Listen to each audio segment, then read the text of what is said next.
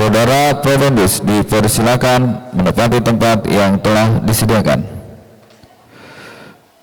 Selanjutnya, kami mohon kepada Direktur Pasca Sarjana Universitas Putra Jakarta selaku ketua sidang berkenan di sidang promosi doktor.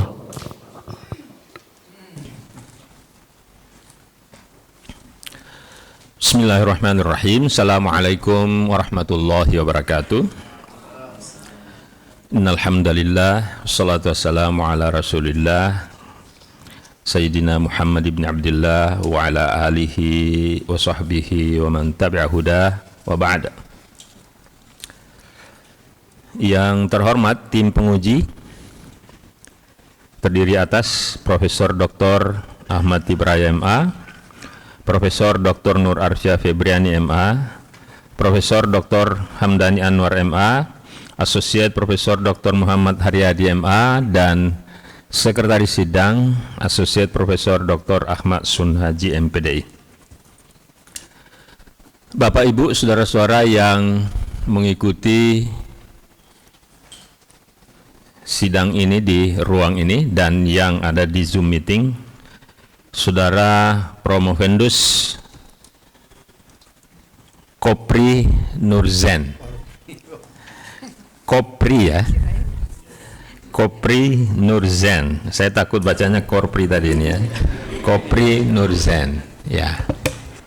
Baik, saudara telah menulis disertasi dengan judul Kajian Tematik Pemaknaan Khilafah oleh Gerakan Islam Kontemporer. Betul ini karya Anda sendiri? Ya, pencet. Oke. Saya perlu konfirmasi karena kalau nanti di suatu saat ada yang mengklaim ini adalah karyanya dan bisa dibuktikan, itu resikonya besar sampai pada pencabutan gelar. Siap? Siap, Prof. Baik. Sembari mengharap ridha Allah Subhanahu wa taala, sidang akademik terbuka dalam rangka promosi doktor dibuka dengan melafazkan al-basmalah. Bismillahirrahmanirrahim. Saudara Promovendus disilakan untuk memberikan atau menyampaikan isi dari disertasi saudara tidak lebih dari 10 menit. Kalau bisa 8 menit selesai. Siap. Silakan. Bismillahirrahmanirrahim. Assalamualaikum warahmatullahi wabarakatuh. Alhamdulillah wassalatu wassalamu ala rasulillah. Yang terhormat Profesor Dr. Haji Muhammad Darushude MSI selaku Ketua Sidang dan Penguji 1 dan Penguji pertama. Yang terhormat Profesor Dr. Haji Ahmad Ibrahim MA sebagai Penguji 2. Kemudian Profesor Dr. Nur Arsyah Febriani MA sebagai Penguji 3. Dan yang saya hormati juga Profesor Dr. Haji Hamdani Anwar MA, penguji 4 sekaligus pembimbing 1 bagi Promovendus, dan juga Asosiat Profesor Dr. Haji Muhammad Haryadi MA, penguji sekaligus pembimbing promotor disertasi Promovendus, dan tidak lupa Asosiat Profesor Ahmad Sunhaji MA selaku Sekretaris Sidang pada pagi hari ini. Sedikit saja Prof yang ingin saya konfirmasi dan ingin saya sampaikan di dalam kesempatan yang singkat ini terkait dengan hasil kajian saya dengan judul Kajian Tematik Pemaknaan Khilafah oleh Gerakan Islam Kontemporer. Yang pertama, kesimpulan umumnya adalah bahwa pemaknaan khilafah oleh Gerakan Islam Kontemporer itu berbeda sama sekali atau berbeda jauh dengan apa yang disampaikan oleh para mufassir seperti Ibnu Jarir Al-Tabari dan juga Abu Hayyan dan juga para mufassir klasik lainnya, serta mufassir kontemporer seperti Quraisy Shihab, Wahbah Az-Zuhaili, Ibnu Ashur dan yang lainnya.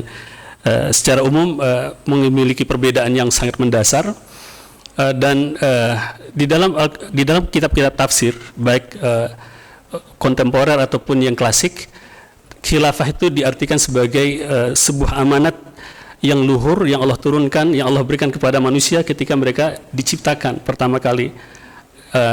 itu sesuai dengan merujuk kepada makna dasar daripada khalifah itu sendiri, atau dari term khalifah itu sendiri, dan juga derivasinya yaitu pengganti, yang di mana dalam kata pengganti ini juga terkandung makna kekuasaan.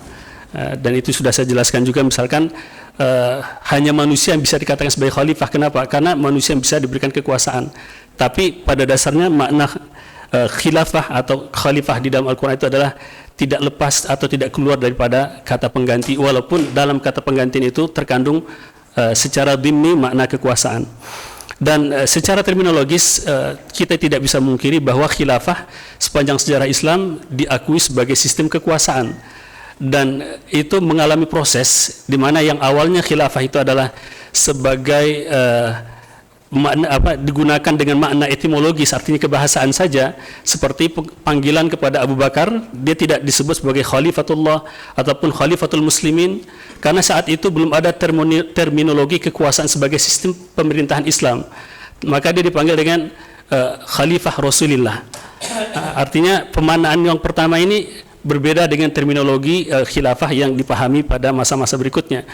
Makanya dari itu kita lihat Umar tidak disebut sebagai Khalifatu Rasulillah, karena Umar merasa bahwa dia bukan sebagai Khalifah Rasulullah, tapi dia Khalifahnya Abu Bakar. Maka panggilan awal Umar adalah Khalifah Rasulillah. Maka kemudian karena dengan berbagai pertimbangan, maka berganti menjadi Amirul Mukminin, dan gelar inilah yang digunakan oleh para pemimpin umum umat Islam sejak masa Umar Ibn Khattab radhiyallahu anhu.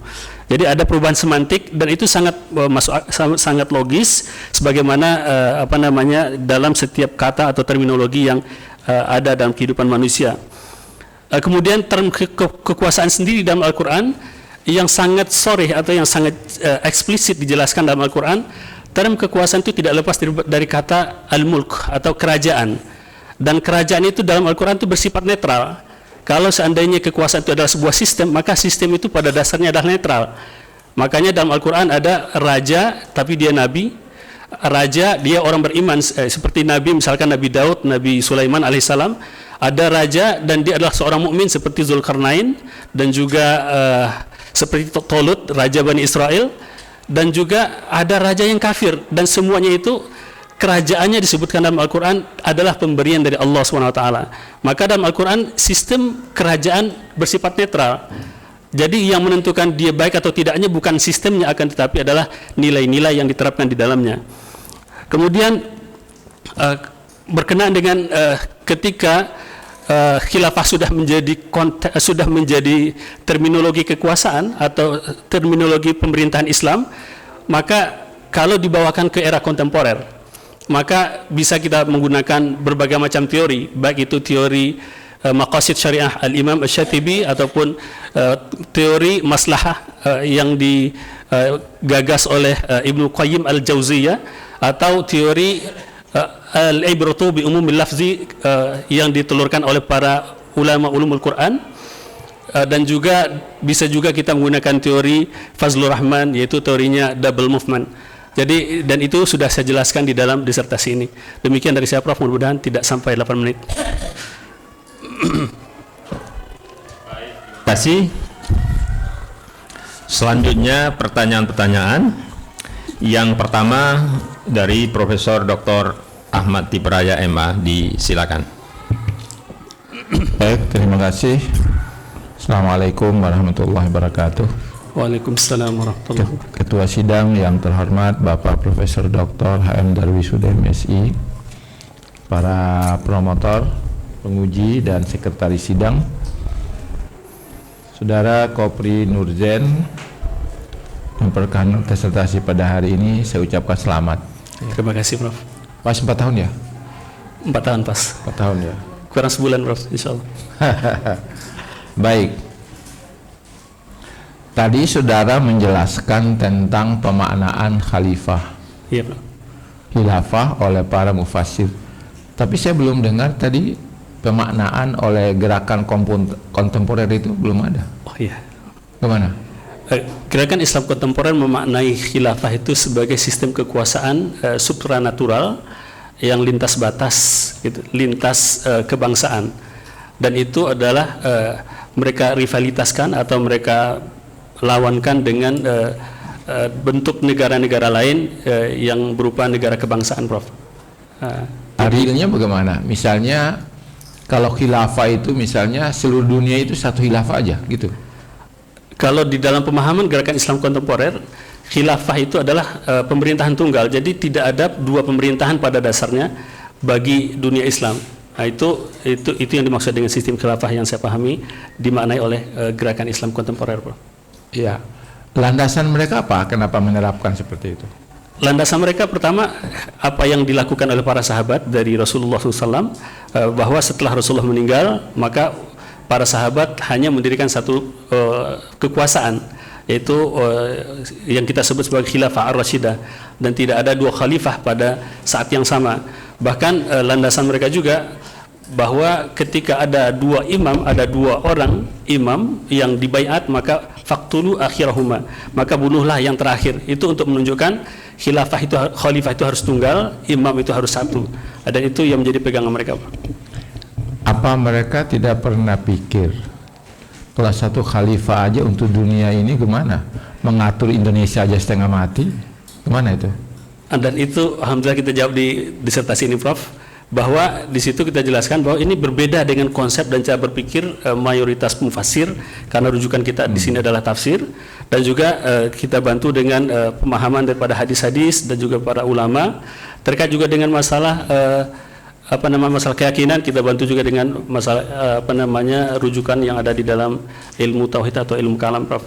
Jadi kita jelaskan di dalam disertasi ini, mohon maaf kami jelaskan dalam disertasi ini bahwa itu adalah sesuatu yang tidak aplikatif, dan seperti misalkan ketika mereka mengatakan berbagai macam cara untuk penunjukan khilafah atau pengangkatan khalifah, dan sistem pengangkatan yang diusulkan itu tidak pernah terjadi selama sepanjang sejarah, kecuali yang pernah terjadi pada orang pertama. Misalkan cara pengangkatan khalifah dikatakan adalah dengan musyawarah alul halli wal aqdi, dan itu hanya terjadi pada zaman sahabat saja, pada zaman khulafa ar-rasyidin. Setelah itu tidak pernah terjadi seperti yang diidealisasikan itu, Prof. Jadi tidak aplikatif. Kalau mereka punya prinsip begitu, apa bantahan yang kita bisa berikan? Bantahannya pertama itu bertentangan dengan prinsip Al-Quran dan bertentangan dengan fakta sejarah. Dan di sini saya gandengkan antara penafsiran konseptual dari Al-Quran dan juga fakta sejarah. Dan di situ kita lihat dan kita mohon maaf saya jelaskan, Prof. Vendus menjelaskan di dalamnya bahwa apa yang diidealisasikan itu dalam sejarah tidak seutuhnya terjadi seperti itu, Prof. Misalkan begini, Prof. Disyaratkan bahwa seorang khalifah itu adalah berasal dari Quraisy, dan itu hanya terjadi sampai dinasti Umayyah, dinasti Abbasiyah. Setelah itu Bani Utsman atau Turki Utsmani tidak pernah lagi ada namanya khalifah yang berasal dari Quraisy. Artinya terjadi pergeseran makna dan terjadi juga pergeseran pemahaman gitu. Jadi tidak bisa diidealisasikan seperti yang dikatakan. Jadi memang harus ada pemikiran yang yang benar tentang khalifah dalam pengertian itu. Kalau mereka mau mengatakan hanya dipimpin oleh satu orang, dunia ini kan begitu rumitnya itu dipimpin oleh satu orang. Betul. Masyarakat muslim dipimpin oleh satu khalifah. Dan sebenarnya kalau kita lihat dalam konteks sejarah, pemimpin tunggal umat Islam itu hanya terjadi pada zaman Khulafa ar-Rasyidin dan beberapa saat dan pada zaman Khilafah Bani Umayyah, dan setelah itu tidak pernah lagi. Karena umat yang diurus itu waktu itu sedikit kan. Sedikit dan cakupannya tidak seluas itu. Hanya sekitar itu. Paling sampai Irak kan. Iya, Prof. Setelah Mesir lagi itu sudah lain lagi itu kan. Sudah lain lagi. Bahkan Andalusia muncul dua. Andalusia tidak pernah kalau misalnya Anda mengatakan kepada mereka itu pemikiran politik Anda tidak logis, bagaimana jawaban mereka? Caranya ya dengan tulisan, barangkali dengan tulisan dan dengan diskusi nggak dengan mereka? Dengan diskusi dan karena rujukan kita sama yaitu Al-Quran, maka ayo kita kembali kepada Al-Quran. Gitu. Ya, kita kembali ke Al-Quran, tapi penafsirannya beda kan gitu. Ya. Anda pemikirannya modern, mereka pemikirannya klasik, standarnya klasik yang mereka pakai. Gimana mau disamakan itu? mungkin kita tidak bisa memberikan kepada dia petunjuk atau membuka hati dia, akan tapi kita hanya bisa berupaya. Mudah-mudahan siapa yang misalkan belum kokoh keyakinan seperti itu bisa kembali ke pangkuan umat. Memang mereka itu pemahamannya menurut saya. Misalnya begini, Iya, Prof. ada seseorang ustaz waktu saya itu di Mekah. Iya, Prof. Jadi besok itu saya berangkat ke Arafah. Dia tanya saya, Prof, kapan berangkat ke Mina untuk tarbiyah? Oh, jemaah saya mendahulukan Arafah daripada Mina untuk tarbiyah sebelum gitu. Oke, Prof. Berarti Prof tidak ikut sunnah Nabi. Masya Allah. Ya Nabi memang melaksanakan itu, tetapi Nabi suruh milih, boleh langsung, boleh tidak. Betul, Prof. Berarti Bapak tidak konsisten sama sunnah Nabi. Oke, saya mau tanya, Anda sudah dari Medina nggak? Sudah. Naik apa?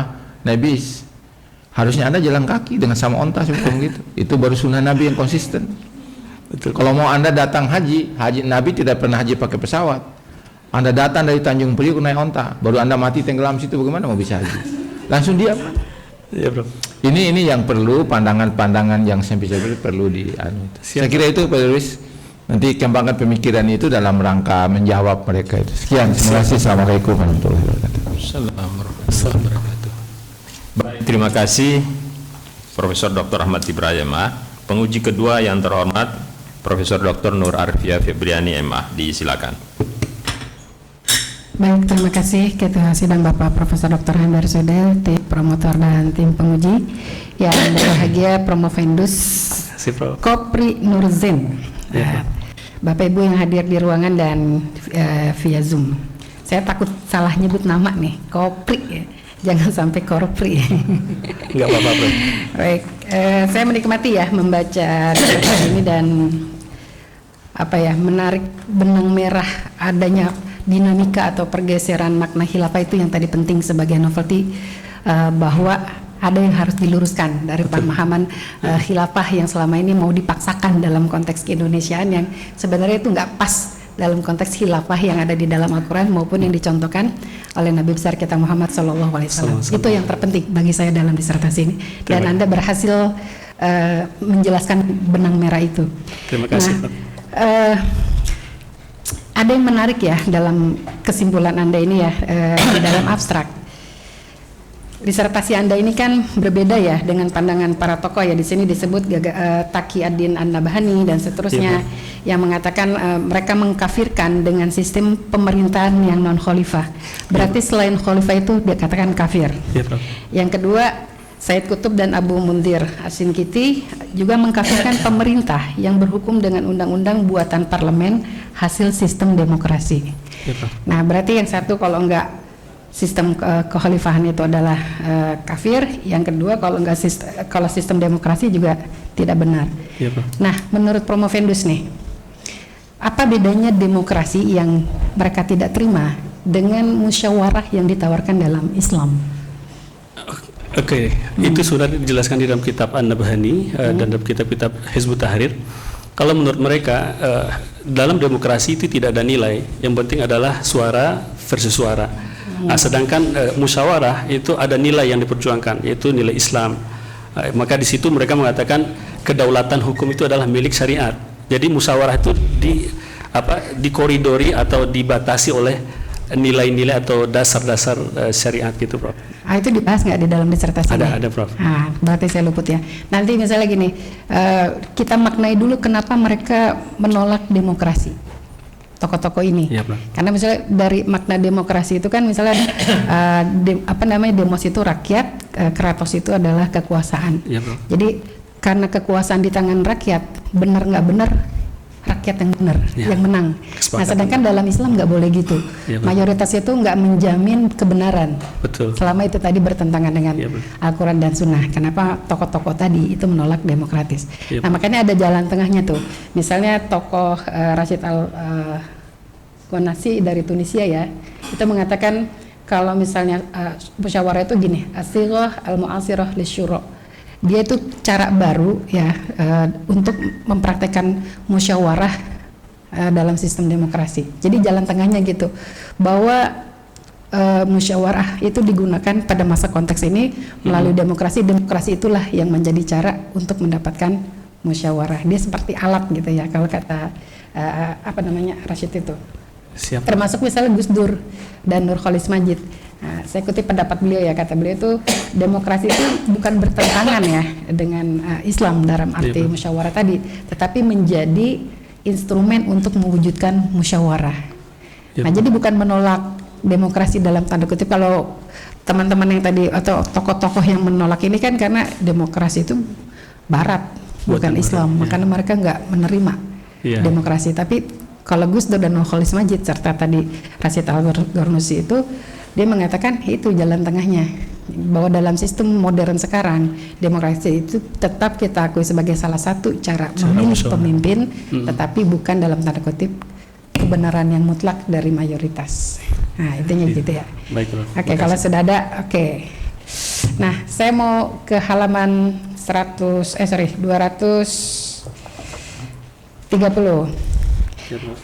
Oke. Sekarang kan sudah doktor ya, mau doktor ya. Selama ujian dari TK sampai S2, ujian itu pernah dikasih bocoran soalnya nggak dan solusinya? Selama ujian nggak berapa. Nah, kalau dalam Al-Quran? Dalam iya, ada. Ada, coba. Di halaman 230 itu ada ayat yang unik. Tuhan memberikan cobaan sekaligus solusinya. Jadi kita udah dikasih tahu sama Allah kita akan punya masalah, akan punya ujian, tapi sudah dikasih tahu juga solusinya apa. Coba Anda jelaskan tuh ayat yang Anda kutip dalam halaman 230. Iya, Prof. Surat Al-Baqarah ayat 155 ya, Prof. Ya. A'udzubillahi minasyaitonir rajim. Wa lanabluwannakum bisyai'in minal khawfi wal ju' wa naqsin minal amwali wal anfusi wath thamarat wa basyiris sabirin. Saya bicara dulu dari asbabun nuzulnya, Prof. Jadi ayat ini diturunkan ketika para sahabat sudah berharap akan lepas daripada ujian di Mekah, sudah ada harapan untuk menang terhadap orang-orang kafir Quraisy. Kemudian turun lagi ayat ini untuk memberikan kesiapan mental atau menanamkan kesiapan mental kepada para sahabat bahwa kalian jangan terlalu berekspektasi bahwa setelah ini akan ada ujian lagi gitu. Nah, maka dengan diturunkannya ayat ini, maka para sahabat sudah siap dengan apapun yang Allah takdirkan, apapun yang Allah tetapkan untuk mereka, mereka sudah siap dengan segala risiko, dan itu membuat mereka lebih siap. Dan itu terbukti dengan apa yang dilakukan oleh para sahabat. Jadi ketika para muhajirin dalam hal ini, dalam konteks ayat ini, ketika para muhajirin sampai ke Madinah, dari satu sisi mungkin orang melihat mereka sudah lepas daripada penindasan, penganiayaan orang-orang Quraisy. Tapi tahun kedua Hijriah, mereka justru disuruh angkat senjata. Uzina lilladzina kafaru, uzina lilladzina amanu bi annahum zulimu. Diizinkan untuk mereka berperang. Dan perang bukan lagi masalah penindasan. Kalau tidak terbunuh ya dibunuh gitu. Dan ketika ayat perintah tentang perang itu turun, mereka sudah siap, jadi tidak ada lagi tanda tanya dalam hati mereka dan sudah sangat-sangat legowo dengan ketetapan Allah gitu. Jadi mengaitkan ayat ini dengan tugas kekhalifahan gimana? Ya jelas, Prof, karena memang kita diturunkan sebagaimana disebutkan di dalam surat Al-Mulk ayat 2, alladzi khalaqal mauta wal hayata liyabluwakum ayyukum ahsanu amala. Ya, Allah menjadikan hidup dan mati untuk kalian itu adalah untuk melihat atau untuk menguji kalian siapa yang terbaik amalnya. Dan ini ketika ada lam ta'lil di dalam Al-Quran yang dikaitkan dengan kehidupan manusia, itu menunjukkan bahwa itu adalah bagian daripada misi manusia turun ke dunia. Gitu, Prof. Oke. Nah, sekarang kalau dalam konteks Indonesia nih, kita semua per individu, menurut Promovendus ya, dengan ayat tadi yang ini ja'ilun fil ardi khalifah, memaknai kata khalifah dalam konteks Indonesia ini, kita sebagai individu ini apa? Kalau khalifah itu adalah status mulia yang diberikan kepada manusia secara umum, jadi bukan hanya individu tapi manusia secara umum, untuk menjalankan perintah-perintah Tuhan atau perintah-perintah Allah SWT di dalam kehidupan di dunia.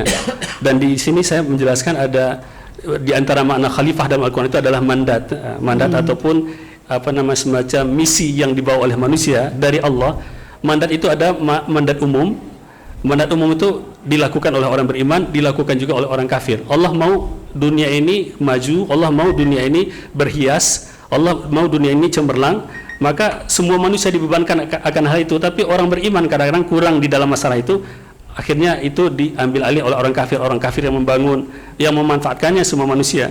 Ada juga mandat yang lain yang lebih khusus, itu yang saya sebutkan sebagai mandat taklifi, yaitu mandat berupa perintah untuk menjalankan agama atau petunjuk dari Allah, dan ini khusus untuk orang-orang yang beriman kepada Allah SWT.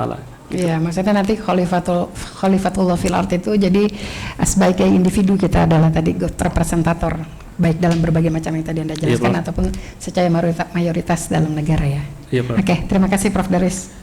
Ya, baik, terima kasih. Selanjutnya penguji ketiga yang terhormat Profesor Dr. Hamdani Anwar MA, disilakan. Terima kasih. Assalamualaikum warahmatullahi wabarakatuh. Waalaikumsalam warahmatullahi wabarakatuh. Yang saya hormati Ketua Sidang Profesor Daris Hude, para penguji Profesor Ahmad Tipraya, Profesor Nur Arfiah Febriani, para pembimbing, Asosiat Profesor Dr. Muhammad Haryadi dan Sekretaris Asosiat Profesor Ahmad Sunhaji, serta Promovendus Kopri Nur Zen yang akan mempertahankan disertasi dengan judul Kajian Tematik Pemaknaan Khilafah oleh Gerakan Islam Kontemporer. Ya. Terima kasih, Prof. Khalifah artinya pengganti ya. Iya, Prof. Sehingga Abu Bakar tadi gelarnya siapa? Khalifah Rasulillah. Khalifatur Rasulillah. Kalau Umar Amirul Mukminin. bukan, awalnya bukan itu. Khalifati Rasulillah. Nah, itu ya. Iya, Prof. Nah, dalam perjalanannya kemudian dikenal juga istilah sultan. Iya, Prof. Ya. Nah, apa beda khalifah dan sultan? Oke, Prof.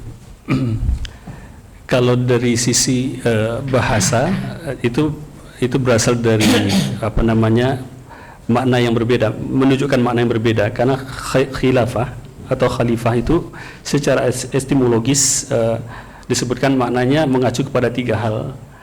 Pertama, makna pengganti atau penerus, khalafa fulan abahu misalkan seperti itu, dia meneruskan atau menggantikan bapaknya.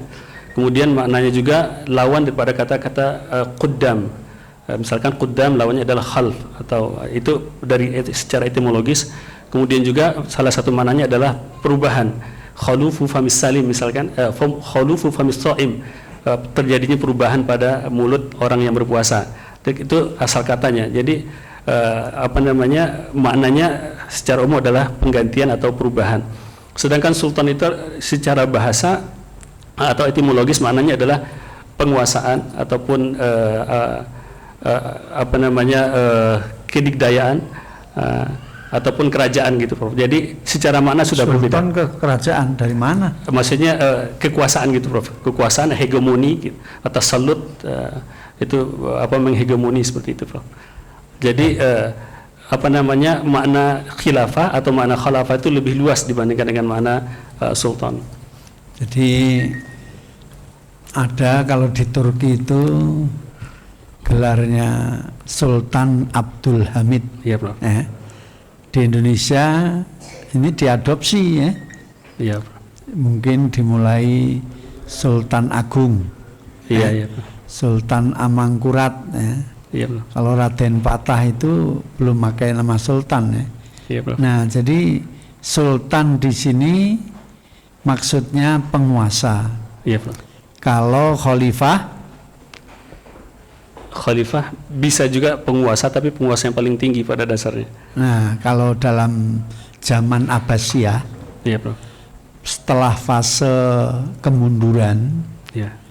khalifah itu adalah penguasa, tetapi mereka hanya mempunyai teritorial itu sekitar Baghdad saja. Iya. Padahal ketika itu ada sultan-sultan di daerah-daerah. Nah, sultan ini mengakui khalifah sebagai pimpinan, tetapi dalam prakteknya mereka berkuasa di daerah masing-masing. Iya, Prof. Nah, ini sultan pada masa itu, ya. Jadi sehingga di sini sultan itu merasa bukan bawahan, tetapi mengakui khalifah Jadi mereka mengatakan khalifah itu hanya satu. Iya, Prof. Kalau sultan di tiap daerah ada, ya. Dari Mamalik, ya. Dari Salajikoh, ya. Itu sultan-sultan itu. Baik. Iya. Kemudian khilafah tadi dikatakan kalau dulu khalifah itu hanya satu, ya. Iya, Prof. Jadi zaman Abbasiyah ya di Baghdad saja.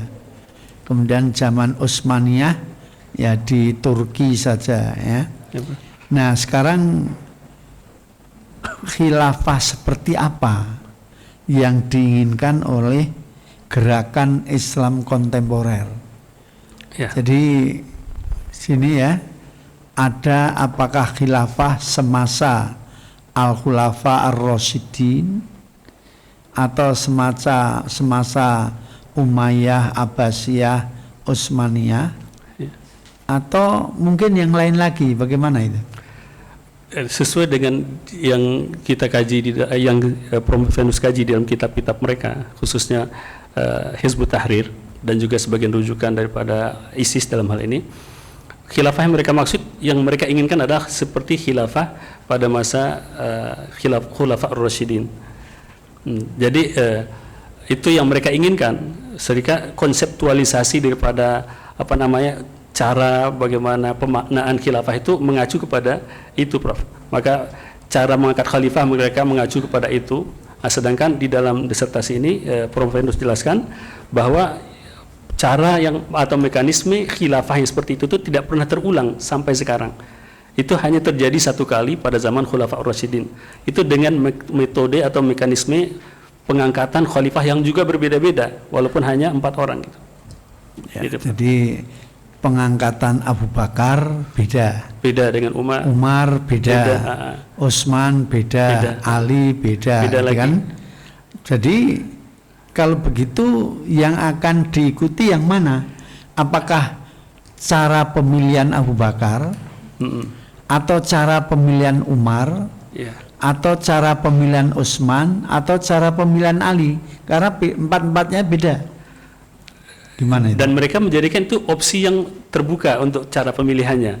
Artinya mereka mau terserah, mau cara Utsman boleh, cara Abu Bakar boleh, cara Ali boleh, akan tetapi hal itu sudah pernah, upaya itu sudah pernah dilakukan pada zaman dahulu, tapi yang terjadi adalah terjadinya perang saudara antar sesama muslim, seperti yang dilakukan oleh Abdullah bin Zubair misalkan, ketika dia tidak ingin khilafah itu berubah menjadi imperium dinasti, maka dia ingin merebut dari keluarga Bani Umayyah. Tapi yang terjadi adalah dia berperang, bahkan dia terbunuh di kota suci Mekah di tangan Hajjaj bin Yusuf dari Bani Umayyah.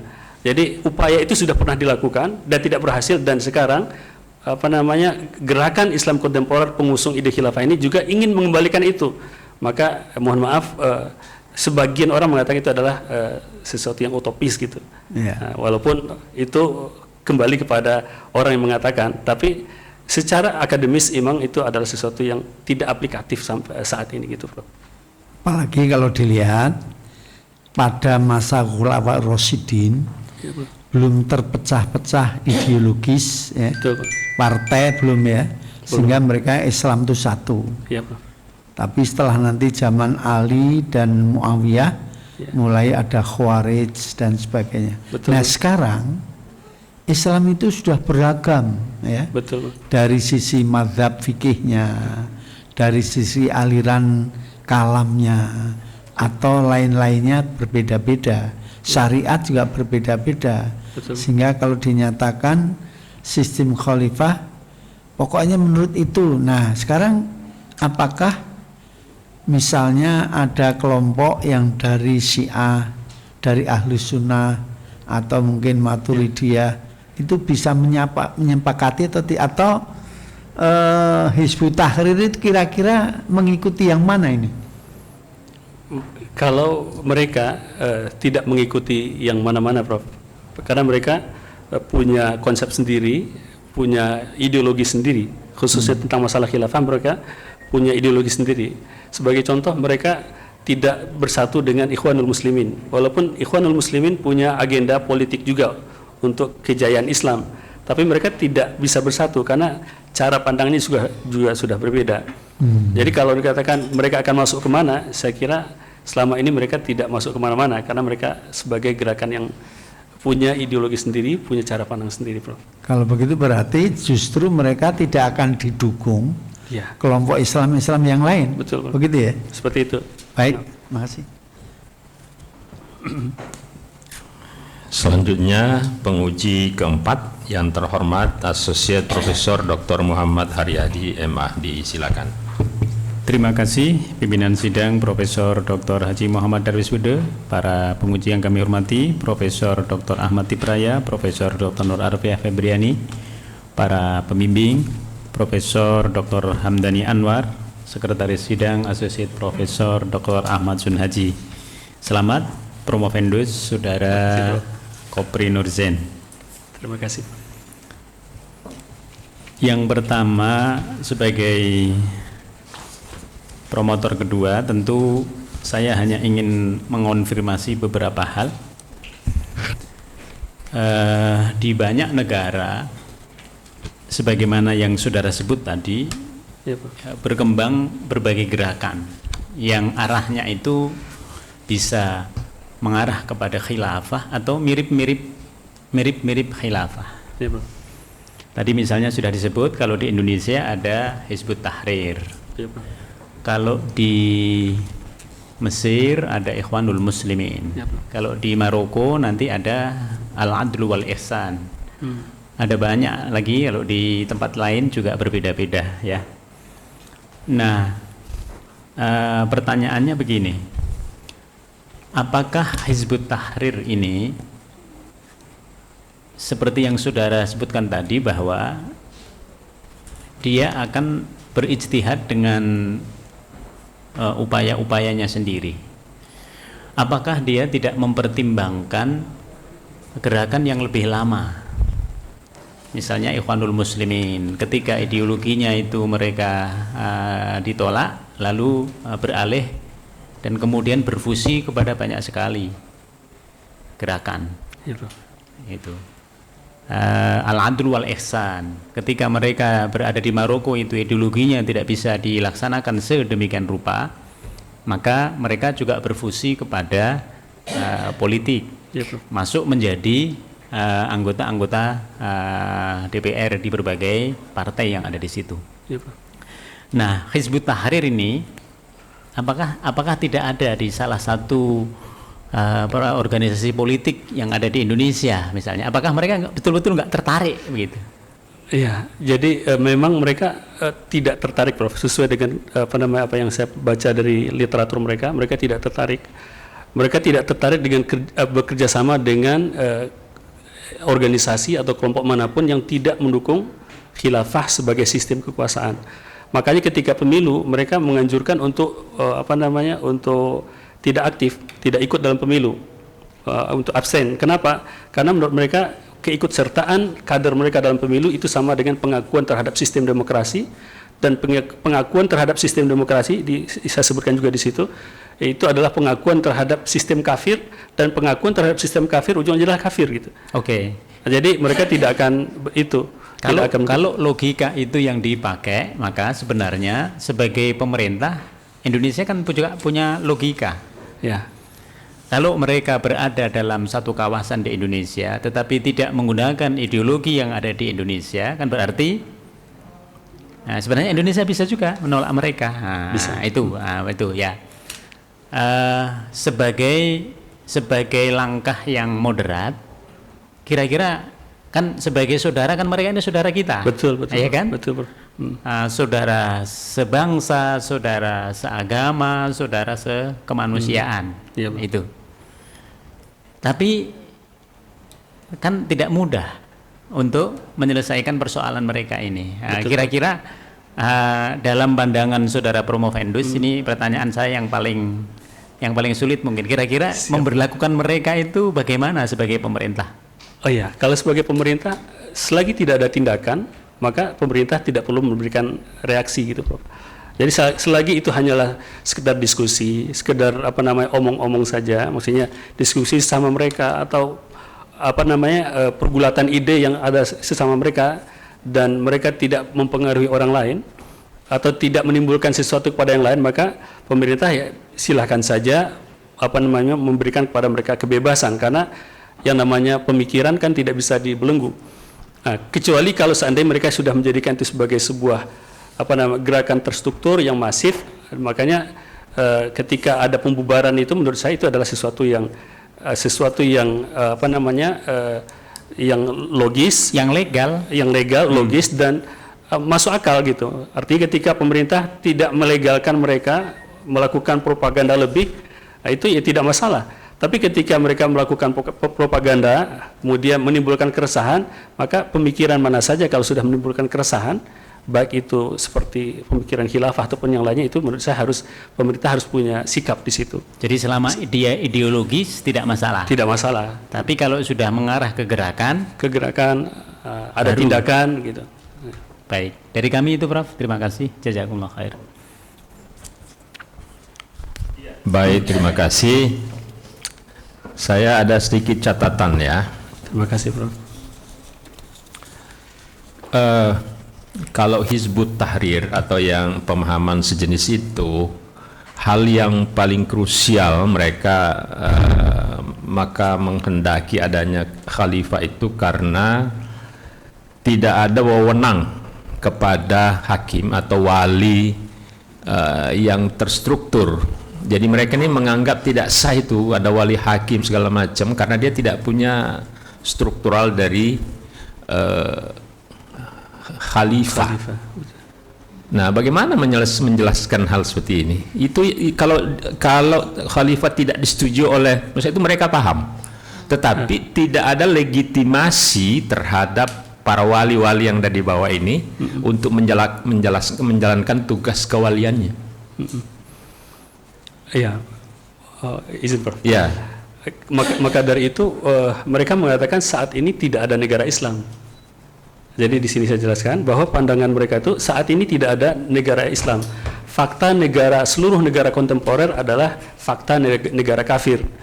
Walaupun sebuah negara misalkan menggunakan hukum hukum warisan, hukum pernikahan Islam, juga melaksanakan haji atau mungkin punya kementerian haji, selagi dia bukan negara khilafah yang tunggal, maka itu bukan negara Islam. Itu adalah fakta negara kafir kata mereka. Nah, jadi itu cara pandang mereka seperti itu, Prof. Ya, itu yang menjadi persoalan karena menganggapnya ini tidak sah semua ini. Jadi kalau ada orang yang tidak punya wali yang jelas gitu ya. Dia dilakukan oleh hakim. Nah, ini yang tidak sah karena dia tidak punya legitimasi dari khalifah. Ya, makanya itu yang kita coba berikan pemahaman baru. Maksudnya Prof, mudah-mudahan upaya ini dengan bantuan para guru-guru Provendus ini menjadi ide untuk bisa berbagi diskusi dengan orang-orang punya. Kalau Presiden pertama Soekarno dulu pernah mendapatkan legitimasi dari ulama disponsori oleh NU dengan memberikan namanya Waliul Amrid Daruri Bisyaukah. Itu sebetulnya turunan dari Ahlul Halli wal Aqdi itu. Nah, tapi yang sekarang kan nggak ada nih. Nggak ada. Ini jadi catatan untuk kita semua. Siap, Prof. Baik, ujian telah selesai. Izinkan kami mengadakan sidang tertutup untuk melakukan penilaian beberapa saat. Tim penguji menuju ruang khusus.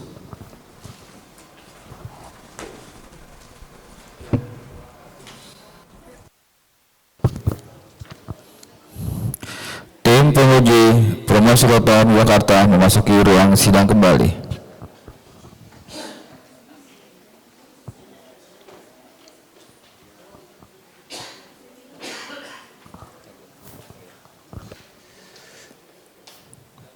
Saudara Provendus dipersilakan menempati tempat yang telah disediakan.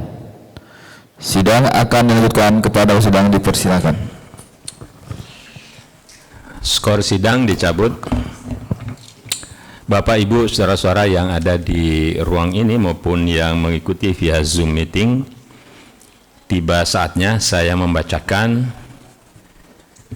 hasil ujian Saudara promovendus nama Kopri Nurzen, NIM 213530059. Setelah mencermati nilai-nilai saudara dan mendengarkan kesimpulan para penguji, maka tim memutuskan bahwa promovendus dinyatakan lulus dengan nilai ujian disertasi 94, IPK 3,74. Dengan demikian dinyatakan lulus dengan cum laude atau terpuji, dan saudara menjadi doktor Universitas PTQ Jakarta yang ke-364. Kepada saudara akan diberikan ijazah serta semua hak dan kehormatan yang melekat pada gelar doktor sesuai dengan peraturan dan adat kebiasaan dalam dunia akademik. Meskipun demikian, saudara tetap berkewajiban memperhatikan semua masukan, perbaikan dan pertimbangan dari tim penguji untuk menjadi bahan penyempurnaan disertasi saudara paling lambat 3 bulan setelah ujian promosi hari ini, menerbitkannya dalam bentuk buku dan jurnal yang terakreditasi. Saudara Dr. Kopri Nurzen LCMA, kami mengucapkan selamat atas gelar yang saudara peroleh, dan untuk pengukuhan disilakan petugas. Sebagai tanda pengukuhan Direktur Pasca Sarjana didampingi Ketua Program Studi berkenaan toga kehormatan.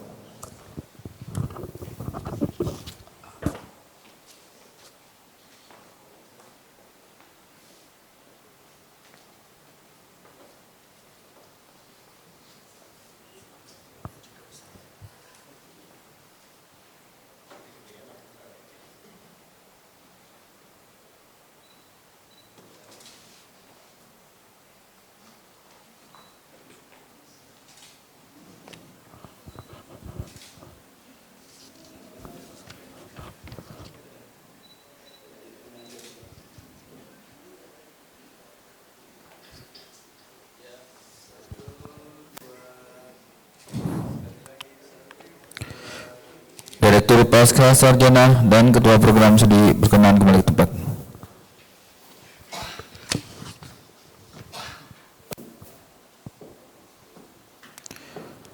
Penutupan sidang, kepada sidang dipersilakan.